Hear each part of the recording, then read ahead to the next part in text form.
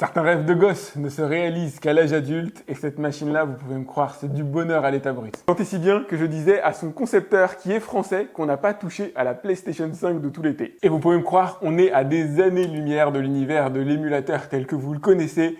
Bienvenue sur AviExpress pour le test du bar top signé Flex Arcade. Commençons par le commencement. Qu'est-ce qu'un bar top? Ça va s'opposer déjà à la borne full size, qui est celle que vous allez trouver de plein pied, posée directement sur le sol, borne qui a une hauteur définie directement par le concepteur. Là où le bar top, tel que vous l'avez ici, est plus facilement amovible pour l'emmener par exemple chez des amis. Pour pouvoir adapter sa hauteur en choisissant vous-même le meuble sur lequel vous allez le poser, ou dans l'idéal, si comme moi vous avez un bureau montant, pouvoir régler de manière fine la hauteur à laquelle vous allez le positionner et ainsi pouvoir jouer entre adultes de tailles différentes, mais aussi surtout avec des enfants. Le plus important reste la convivialité, mais vous l'aurez compris, ma préférence va au bar top.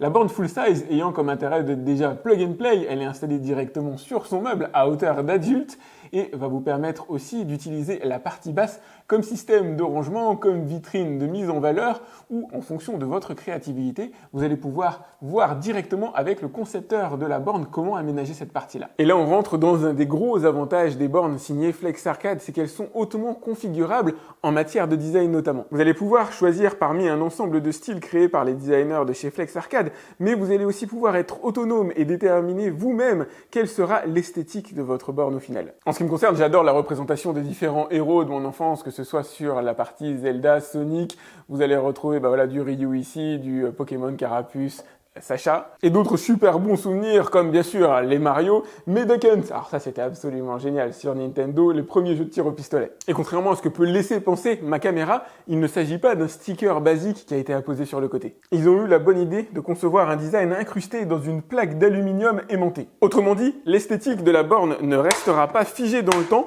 vous allez pouvoir la modifier au gré de vos envies. Et vous allez vous apercevoir au travers de cette vidéo que non seulement énormément d'éléments sont configurables, mais aussi réparables. Ça, c'est extrêmement important, d'autant que vous avez un SAV français derrière. Restons dans la thématique de la personnalisation avec le châssis réalisé intégralement en métal qui contraste avec ce qu'on va trouver en règle générale sur le marché réalisé en bois. Ici, en matière de qualité, de ressenti, c'est top et la personnalisation va porter essentiellement sur la couleur. Vous allez pouvoir choisir du noir, du gris ou du blanc. Continuons la partie personnalisation avec le marquis qui est la bande que vous avez juste ici, que vous allez pouvoir personnaliser et donc choisir les thématiques que vous associerez à votre borne d'arcade, soit parmi celles qui sont proposées à l'intérieur du configurateur, thématiques souvent liées à l'univers du jeu vidéo. Vous allez pouvoir mettre éventuellement du Metal Slug, pourquoi pas du Zelda. Vous allez pouvoir aussi faire une incursion dans l'univers cinématographique avec certains films qui sont proposés ou dans l'univers comics plutôt orienté américain que manga et éventuellement faire une customisation complète sur la borne dans son ensemble si vous avez une thématique qui vous est vraiment personnelle. Le marquis va donner une véritable identité à votre bar top, mais ce que j'apprécie tout particulièrement c'est ça, la lumière d'ambiance. Elle a été conçue spécifiquement pour ne pas vous éblouir, notamment la nuit, et pour révéler les couleurs de la thématique que vous allez afficher sur votre borne. Et regardez ce que ça donne en environnement, alors je vais pas dire nocturne, mais dans une belle pénombre, vous pouvez voir que la concurrence lumineuse ne se fait pas du tout sur cette zone-là, l'écran est beaucoup plus lumineux. Par contre, comme vous pouvez le voir, les couleurs du marquis restent extrêmement profondes. Tenez, regardez, ce plan-là illustre bien ce que je vous disais il y a une seconde, le marquis est là pour rehausser le design, mais ne concurrence pas du tout la luminosité de l'écran. Écran qui est lui-même un autre axe de personnalisation, vous allez pouvoir choisir le mode puriste d'une certaine manière et opter pour un écran 4/3 tel qu'on les avait dans les années 80-90, ou vous allez pouvoir, comme moi, opter pour un écran 16/9. Et vous allez me dire, puisque les jeux vidéo ont été conçus en 4/3, pourquoi prendre un écran 16/9? La réponse est là. Ça se devine pas tant qu'on n'y a pas joué, mais cet espace supplémentaire est important. Il s'agit tout simplement d'avoir un peu plus d'espace si jamais vous décidez d'utiliser la borne en mode 2 joueurs. Mode qui est lui-même une forme de personnalisation puisque la borne est disponible en mode un seul joueur si jamais vous le souhaitez. Au passage, je précise qu'il s'agit ici de la plus grande taille d'écran puisqu'on est sur du 60 cm de diagonale. Il s'agit pour mon cas d'une dalle mate qui émet relativement peu de reflets. Et vous allez voir que la personnalisation est loin de s'arrêter là, elle va continuer sur les boutons et joystick. Ils peuvent être de différentes couleurs, que ce soit pour le joystick, pour les boutons, ils peuvent être éventuellement lumineux, vous aurez reconnu ici, pour ma part, le design de la Super Nintendo. Le concepteur de la machine, Alexandre de son prénom, m'expliquait qu'après avoir effectué plusieurs tests de marques différentes de boutons, il est passé chez Sanwa. Je vous laisse aller vous renseigner, S-A-N-W-A, un spécialiste japonais du domaine. Et la configuration continue jusque dans les boutons de façade basse. Alors moi j'ai la version classique, mais ici vous avez par exemple l'activation 1 joueur, 2 joueurs. Ici vous avez l'activation d'un monnayeur numérique, c'est-à-dire que si à un moment donné vous avez message Insert Coin qui apparaît à l'écran, vous appuyez là-dessus. Et ces boutons existent par exemple en version lumineuse avec un euro qui apparaît ici sur la partie centrale. Et je me disais, ce qui serait super cool, c'est de pouvoir mettre un monnayeur à l'intérieur du bar top, insérer des pièces, ça aurait été top et apparemment c'est possible. Je ne pense pas qu'il y ait une vocation commerciale derrière, mais juste insérer des pièces au moment donné où la machine vous le demande, c'est tout simplement cool. Là, on s'est intéressé à la personnalisation esthétique, mais il existe un deuxième niveau de customisation, le hardware. Si pour des raisons évidentes de praticité, vous pouvez laisser à Flex Arcade le soin de concevoir l'intérieur de la machine dans sa partie composants électroniques, vous pouvez aussi, pour réduire les coûts, ou tout simplement parce que vous êtes passionné du domaine, vous avez déjà conçu une machine de ce type-là, créer vous-même l'intérieur en intégrant par exemple un ordinateur all-in-one, en intégrant un mini PC ou un Raspberry Pi comme c'est le cas ici. Je vous montre rapidement l'envers du décor qui est assez simple. Comme vous pouvez le voir, vous avez le bouton d'allumage à ce niveau-là, la prise électrique sur du 220 volts français et deux ports USB-A.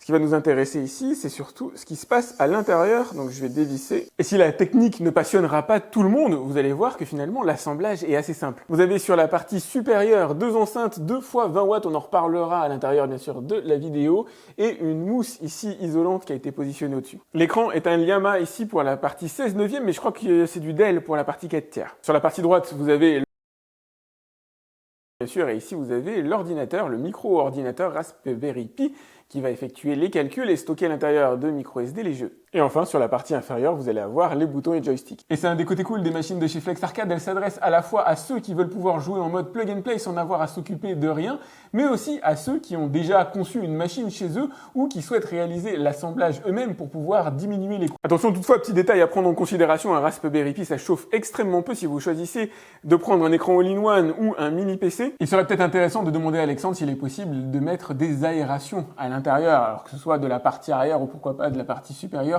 pour l'évacuation de la chaleur. Allez, c'est parti pour un des moments les plus intéressants, probablement celui que vous attendez le plus. Je vais allumer la machine et on va voir la séquence de démarrage que ça donne. Déjà, vous avez eu l'illustration du moniteur qu'on avait vu en partie arrière, signé Llama. Et va s'afficher dans un instant le choix très pertinent du système d'exploitation. C'est Recalbox Open Source qui a été choisi par Flex Arcade comme système d'exploitation pour alimenter la bête. À la base, si je ne dis pas de bêtises, il s'agit d'un système d'exploitation qui avait été conçu pour le Raspberry Pi, ce qui tombe bien, c'est ce qu'on a à l'intérieur ici, mais qui peut fonctionner aussi sur Windows, sur les ordinateurs Apple, sur Linux. Système qui a l'énorme avantage d'avoir une grosse communauté et d'être mis à jour fréquemment. Et vous voilà sur l'interface de base qui modifie les images de présentation en fonction des différentes consoles dont les émulateurs ont été implémentés à l'intérieur du système d'exploitation. Et le moins qu'on puisse dire, c'est qu'il y en a. Il y en a un sacré paquet, passant par la Dreamcast et la PlayStation 1, si jamais vous souhaitez jouer aux versions les plus récentes, mais aussi la possibilité de jouer bien sûr aux jeux de Super Nintendo. Bref, tout ce qui était mainstream à mon époque, lorsque j'étais jeune, et implémenté à l'intérieur, y compris des consoles que j'ai jamais vues de ma vie. Voilà, par exemple, la Vectrex, qui est une 8 bits couleur, sur laquelle on va pas s'attarder énormément. Non, je vais être un peu plus ludique, j'imagine que ce que vous attendez, c'est de voir le fonctionnement des consoles que vous avez l'habitude d'utiliser, en tout cas lorsque vous étiez enfant, comme par exemple la Super Nintendo, là je vais lancer Aladdin. Et là, c'est le bonheur qui démarre, croyez-moi, le bonheur qui commence déjà par la sonorisation absolument incroyable. Alors j'imagine que vous aviez probablement les télés équivalentes à la mienne à l'époque. Moi j'avais du 51 cm à l'époque où je jouais à la Super Nintendo. J'étais déjà bien content d'avoir une télé. En règle générale, on héritait de celle des parents. Et alors déjà là on a un écran qui est somme toute un peu plus sympa que les télés qu'on pouvait avoir à l'époque, même si la vue est en rapproché, donc du coup on peut percevoir une certaine pixelisation. Et là effectivement avoir de l'anti-aliasing ça aurait été sympa. Je sais pas si ça existe sur ce genre d'émulateur ou avec un Raspberry, peut-être avec une carte graphique dédiée. Mais c'est le son qui est extrêmement étonnant. Le son n'a rien à voir avec la télévision que je pouvais avoir à l'époque.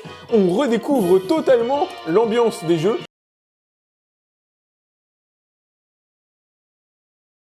Le son est véhiculé par des enceintes 2 x 20 watts dont les entrées se trouvent véritablement taillées dans la masse. Enfin je dis les entrées mais ce sont plutôt les sorties, vous pouvez en apprécier ici la découpe laser.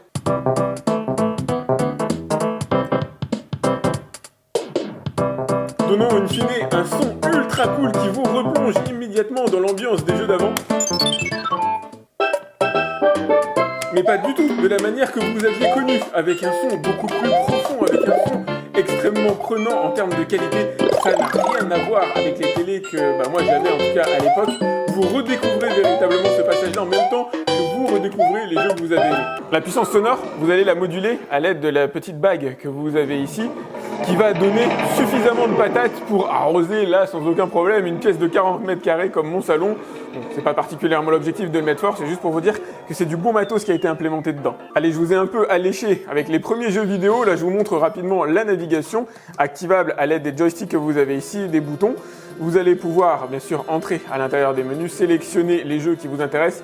Et il y en a un paquet, on se fera un point ensemble en dessous. Si vous appuyez vers le bas pendant un certain temps, vous allez avoir un défilé rapide pour arriver au jeu qui vous intéresse. Et bien sûr, vous allez disposer d'un moteur de recherche. Alors, vous pouvez dans l'absolu brancher un clavier dessus si jamais vous le souhaitez.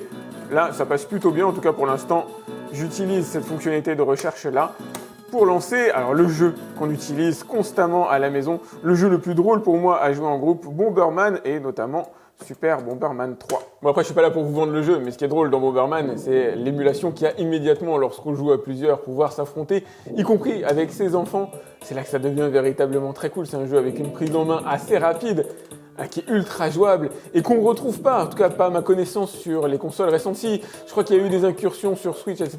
C'est pas forcément les jeux les plus répandus à l'heure actuelle, mais ça fait plaisir. C'est toujours un bonheur, en tout cas, de pouvoir montrer, présenter ce genre de jeu à ses gosses. Le bonheur, c'est aussi pouvoir se replonger véritablement dans les tout premiers jeux, les premiers émois. Alors, c'est pas celui-là avec lequel j'ai démarré dans l'univers des consoles, mais Alexi Kidd avait au moins l'avantage d'être fourni à l'intérieur de la Master System. Je crois qu'il était déjà implémenté à l'intérieur de la mémoire, donc du coup on l'a usé, épuisé avec le fameux pierre-feuille-ciseaux et tous les petits défis qui sont proposés à l'intérieur de ce jeu-là. Vraiment super cool. Bonne initiation. Alors pour moi c'est sympa de reprendre un petit peu sur le sujet, mais c'est une bonne initiation aussi pour les jeux vidéo avec les enfants. Et je peux vous dire que mes gosses, depuis qu'ils ont le bar top à la maison, ils lâchent pas. On est obligé de les faire lâcher. Vous aurez sûrement remarqué, s'agissant d'un écran 16/9, il y a des bandes qui ont été implémentées sur le côté et ce ne sont pas de vulgaires bandes noires, mais une reprise du design de la console qui équivaut à une perte d'écran latérale nécessaire puisque le jeu n'a pas été conçu pour de 16/9, équivalent, je crois, à peu près 12 cm. Lorsque vous voulez changer de jeu, il vous suffit d'appuyer simultanément sur les deux boutons que vous avez ici pour revenir à l'interface de base. De toute façon, la navigation est super simple, elle est expliquée en bas de l'écran. Vous avez le choix ici à l'aide du joystick, le bouton de sélection, le bouton de recherche, l'accès au menu et quitter éventuellement si vous le souhaitez éteindre la console de manière propre, vous pouvez le faire ici ou sinon au bouton derrière. Ce qui est sympa, c'est que maintenant vous avez accès à des consoles auxquelles vous n'aviez peut-être pas accès à l'époque. Personnellement, j'ai jamais eu la Nintendo 64, on a fait la Super Nintendo, la Master System et la PlayStation 1, mais on n'a jamais eu celle-là. Alors j'allais jouer chez des amis, elle était conçue d'ailleurs pour ça, elle était plutôt cool à ce niveau-là. Maintenant, ça y est, je l'ai à la maison. Qu'est-ce qu'on va se lancer? Allez, un petit Extreme G. Comme vous le savez, il s'agit de consoles qui commencent l'exploitation de la véritable 3D. Je dis ça parce que il y a des simulations de 3D sur Super Nintendo. On l'a vu, il me semble, avec Donkey Kong. Ça porte un nom, je me souviens plus particulièrement de comment ça s'appelle. Mais Extreme G, c'est des jeux un peu à la Need for Speed qui donnent une véritable sensation de vitesse. Alors, qui ont certes un peu vieilli, évidemment. On n'est pas au niveau de ce qui se fait aujourd'hui. Je trouve que c'est un peu plus sympa. C'était un peu plus mature que Wipeout. Un peu moins flou, on va dire, dans la navigation, dans la jouabilité. C'est pour ça que je vous ai montré celui-là, mais dans l'absolu, j'aurais pu vous montrer un petit Wipeout aussi. Mais je trouve qu'il a un peu plus vieilli, Wipeout. Et fait étonnant, certains jeux sont jouables en réseau. Alors, ils ont été conçus à la base, pour être jouables en réseau. Je ne les ai pas encore particulièrement exploités, mais vous allez pouvoir connecter la machine à Internet, déjà pour bénéficier des mises à jour de Recalbox, et puis éventuellement pour jouer en réseau. Je ne crois pas que ce soit la vocation principale de ce bar top. La vocation, c'est de jouer à deux, évidemment, c'est d'avoir quelqu'un à côté pour jouer en direct. Et c'est top, c'est vraiment génial de pouvoir faire ça, que ce soit en famille, avec des amis, ça change totalement la donne et c'est pas la seule chose qui change la donne. Parce que oui, les émulateurs, on connaît, vous en avez peut-être déjà chez vous, quelque chose qui se branche sur la télé, mais y jouez-vous réellement? C'est ça la différence, ça n'a absolument rien à voir que d'avoir un bar top, que d'avoir une borne d'arcade accessible directement à la maison. Je peux vous dire qu'on n'a jamais, en tout cas rarement, joué autant aux jeux vidéo que depuis qu'on a ce bar top. Et encore une fois, c'est pas la seule chose qui diffère par rapport à ce dont vous avez l'habitude. Rarement dans votre vie, j'imagine, en tout cas rarement dans la mienne, j'ai eu l'occasion de jouer avec un joystick. C'est vraiment très différent. Ça renouvelle le plaisir du jeu en apportant d'une certaine manière une difficulté supplémentaire, à moins d'avoir eu la chance de passer, en tout cas d'avoir passé beaucoup de temps dans les salles d'arcade, auquel cas vous êtes peut-être habitué à ce genre de contrôle. C'est totalement différent d'une manette. Ceci étant dit, vous allez quand même pouvoir brancher les manettes directement sur le bar top. On va essayer de voir ce que ça donne. Chacun sa technique. En ce qui me concerne, j'ai mis un petit dongle à l'arrière du port USB situé derrière la borne. Et elle me dit 3 manettes ont été détectées. Bon, en fait, il y en a 2 que j'ai connectées, mais c'est pas grave. La configuration d'une manette est ultra ludique. La seule chose que vous avez à faire, c'est, alors voilà, rester appuyé sur un des boutons pour l'activer et ensuite suivre les commandes en haut. Donc j'appuie haut, bas, gauche, droite, joystick haut, gauche, hop, déjà pris. Alors j'imagine qu'il y a une petite erreur, ça doit être sur le droit. Ouais, ok, on va faire A, B, X, Y, Start. Et voilà, désormais le joueur 1 sur Flex Arcade va piloter la console directement à l'aide de la manette. Là, ce que je vais vous montrer, c'est l'input lag, le délai entre le moment où j'effectue une action et sa répercussion à l'écran.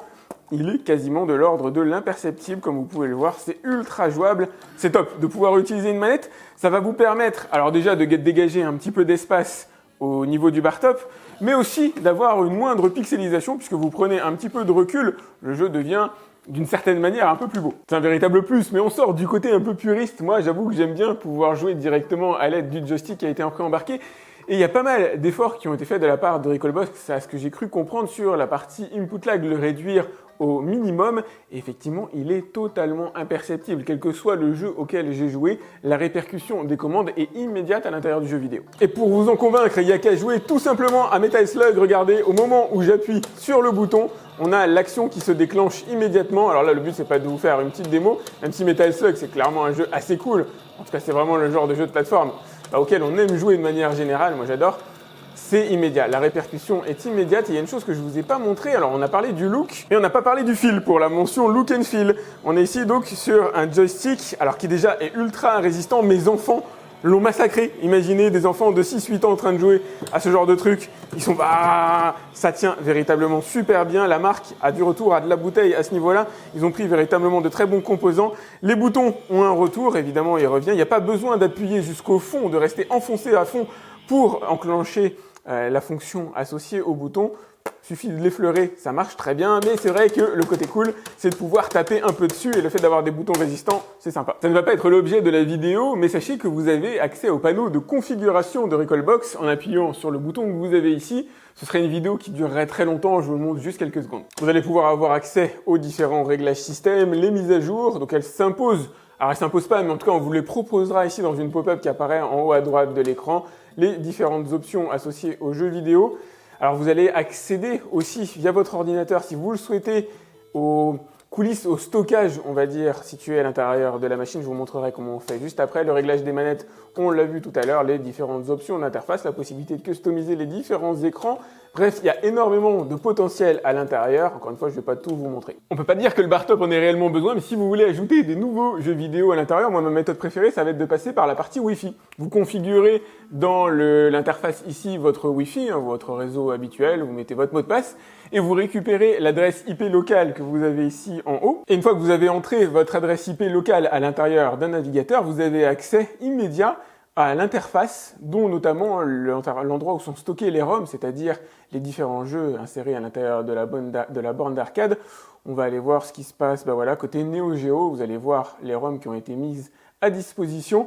Donc vous allez pouvoir en ajouter assez simplement. Vous avez un petit menu d'ajout qui se trouve là, voilà, uploader des ROM, vous les téléchargez sur internet et vous les mettez de cette manière-là à l'intérieur de la borne, ça marche très bien. Un petit nota bene toutefois, la taille des ROM est limitée, je crois, à 256 mégaoctets. Il faut que je vois s'il n'y a pas moyen de faire sauter cette limite-là pour pouvoir insérer certains jeux PlayStation. Après, j'ai pas tous les chiffres en tête, mais il y a énormément de jeux déjà implémentés à l'intérieur. Rien que sur la Super Nintendo, vous allez en trouver plus de 500, sur la Mega Drive plus de 500. Vous allez trouver une trentaine de jeux de PlayStation. Et là, ce que je voulais vous montrer, c'était une autre console, la Saturn. Pardon, je dis Saturn, mais en fait, je pensais à la Dreamcast. Alors, vous allez retrouver par exemple Crazy Taxi. Ça, j'avoue, j'ai adoré. Soul Calibur aussi. Voilà encore un jeu absolument cultissime auquel vous allez pouvoir jouer. Jeu qui permettait un déplacement, comme vous pouvez le voir, sur plusieurs plans. C'est un des premiers jeux à permettre à ce point-là, en tout cas à ce niveau-là, de se déplacer sur différents plans. Le son est tellement excellent que je me prends à rêver, limite de pouvoir mettre un film sur l'écran ou d'avoir accès à certaines applications, pourquoi pas, et utiliser le bar top comme plateforme de diffusion de films. Ça serait plutôt pas mal. C'est pas forcément le genre de jeu auquel je vais le plus jouer, bien qu'à l'époque c'était quand même assez génial. Aujourd'hui, Gran Turismo, moi je vais plutôt avoir tendance à jouer aux jeux directement sur PlayStation 5 ou sur PC pour la partie automobile. Mais j'aime bien, j'ai une anecdote à chaque fois que je raconte. On avait trouvé le moyen de débloquer les concept cars sur Gran Turismo dans sa version 1 en positionnant un CD japonais à l'allumage de la console et en le remplaçant par un CD européen après, sur une console pucée évidemment. Ça permettait de manière automatique de débloquer l'intégralité des concept cars. On était dingue avec mon frère à l'époque quand on avait découvert ça. Voilà, je le fais partager, mais 20 ans trop tard. Tenez, je vous montre d'ailleurs une partie des jeux qui ont été installés pour la partie PlayStation. Vous allez retrouver Batman, Carmageddon, Cool Borders, très sympa, Crash Bandicoot à jouer avec les enfants, c'est génial aussi, pourquoi pas Dino Crisis, les Dragon Ball, Duke Nukem. Bon là, on va pas revenir sur le jeu, mais pouvoir donner des billets à une nana, ça nous a tous bien fait rire, en tout cas pour ceux qui avaient pu jouer à ça à l'époque. Mortal Kombat 4, et ce qui est sympa aussi, c'est qu'à chaque jeu vidéo préinstallé par la marque, par Flex Arcade, vous avez une petite vidéo qui apparaît ici dans l'encadré sur la gauche. C'est tout simplement très bien pensé. Tenez, alors ça c'est vraiment pour les ultra nostalgiques. Je vous montre le tout premier jeu auquel j'ai joué de ma vie, en tout cas de mémoire, Load Runner, jeu dans lequel il fallait faire tomber les ennemis à l'intérieur de trous que vous aviez creusés au préalable. Et j'ai déjà perdu. Bon après perso, je vais préférer les jeux avec un petit peu plus de bouteilles à l'intérieur de leur développement, comme par exemple NBA Jam et la possibilité de choisir les conférences qui vous intéressent. Ah, c'est quand même des jeux assez légendaires. On est bien sûr loin de ce qui peut se faire aujourd'hui, mais ça reste encore une fois extrêmement jouable, même en mode arcade. On va avoir une équipe de 2 joueurs, c'est assez spécial effectivement, mais on retrouve un peu les codes qu'on avait à l'époque, le commentateur aussi génial. Alors c'est pas, j'allais dire genre j'ai dit, mais on retrouve les He's on fire, it's good. Ouais, enfin c'est sympa, c'est franchement très sympa. Mais encore une fois, à jouer à 2 plutôt que tout seul, là tout seul, bon, ça manque un petit peu d'intérêt. Rebound. Et je vous disais tout à l'heure que ce qui serait cool, c'est d'avoir une fonction d'anti-aliasing à l'intérieur des jeux. Et visiblement, ça a été implémenté. Comme quoi, il y a énormément de choses à voir, on va dire, au niveau de l'imitateur, au niveau de Recalbox. Et visiblement, il y a le lissage des jeux qui est jouable. On va voir si ça donne quelque chose. Ouais, éventuellement, on peut y voir un léger lissage des textures par ajout d'un équivalent de flou pour limiter les effets d'escalier. Ça peut se ressentir légèrement. Alors bon, on n'est pas au stade de l'intelligence artificielle, capable de recréer des pixels manquants, comme on peut l'avoir sur les téléviseurs les plus avancés. Là, on n'est pas du tout dans cette dimension-là. Mais il y a un léger flou, mais personnellement, je veux plutôt désactiver à la limite.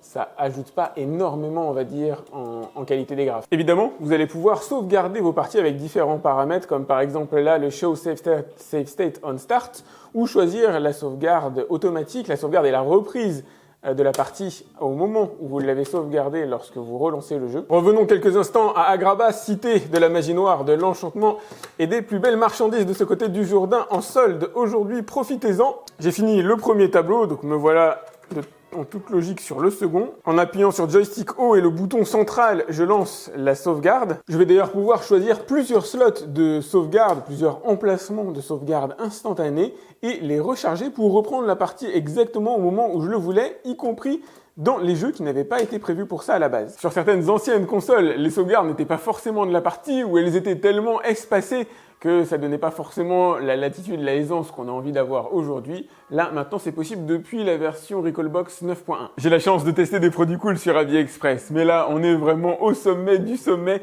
de tout ce que j'ai pu tester jusqu'ici. Que ce soit pour la partie design, avec son armature en métal qui ne bougera pas dans le temps, c'est quasi intemporel, rien à voir avec une armature bois telle que vous allez en trouver de manière traditionnelle à l'intérieur du commerce. Armature bois qui va vivre, qui va bouger, qui va évoluer à mesure que du taux d'humidité que vous allez avoir chez vous va gonfler, dégonfler, faire bouger éventuellement les vinyles dessus, créer des cloques. Bref, si vous allez sur internet, vous allez avoir des retours de personnes qui ont conçu leur machine eux-mêmes, l'armature en métal, d'une certaine manière, il n'y a que ça de vrai. Ici, ça ne bougera absolument pas. Ce qui est fantastique aussi, c'est l'intégration matérielle depuis le Raspberry Pi qui n'a plus à faire ses preuves, capable de faire tourner à peu près tous les émulateurs jusqu'à la partie PlayStation, l'écran sans reflet, dalle 16 neuvième au choix bien sûr, et un gros niveau de personnalisation au niveau de cette borne, ça c'est vraiment très très sympa, mais moi je préfère la partie écran 16 neuvième 24 pouces permettant d'avoir plus de place ici pour pouvoir jouer à 2. C'est un petit peu l'essence de cette machine. En passant aussi par le nombre de jeux et d'émulateurs présents à l'intérieur de la machine qui vont pouvoir évoluer. Vous pouvez toujours trouver les jeux que vous voulez sur internet et les envoyer directement sur la carte SD. Il y a du RAP de mémoire à l'intérieur. On pourrait éventuellement reprocher de ne pas pouvoir aller au-delà de la PlayStation 1 pour la partie Raspberry Pi. Il faudrait un ordinateur plus puissant. Mais encore une fois, vous pouvez toujours moduler l'intérieur en fonction des configurations que vous choisirez directement sur le site et réaliser vous-même l'installation hardware pour maximiser la puissance, voir l'utilité et faire dériver cette borne vers utiliser d'autres types de jeux que tout simplement les émulateurs. Enfin bref, la meilleure conclusion finalement, c'est au début, c'était une véritable part de rêve qui entrait chez moi, pouvoir rejouer aux jeux de mon enfance, les faire partager à mes enfants, mais aujourd'hui, c'est tout simplement devenu une véritable console chez moi qui va concurrencer la PS5 évidemment sur d'autres niveaux. Bon, vous l'aurez remarqué jusqu'ici, on n'a pas évoqué le prix et je vous laisse aller le découvrir par vous-même, évidemment, c'est pas donné. Vous avez un service français derrière, vous avez un haut niveau de réparabilité, vous avez un haut niveau de configuration qui vous permettra de diminuer les prix si vous êtes un peu bricoleur, si vous aimez la partie technique, si vous avez envie de concevoir votre propre machine et si vous voulez que tout soit fait de base, eh ben allez voir, je vous ai mis le lien directement dans la description. Ça vaut le coup d'aller jeter un petit coup d'œil. C'est clair, c'est une machine de rêve à quasiment à tous les niveaux. N'hésitez pas à liker cette vidéo, c'est important pour moi. Pensez aussi à vous abonner à ma chaîne si ce n'est pas déjà fait. Si vous avez des questions concernant cette machine de Flex Arcade, vous pouvez me les laisser directement dans les commentaires de la vidéo. Quant à moi, je vous dis à très vite pour un autre test sur AliExpress. Salut!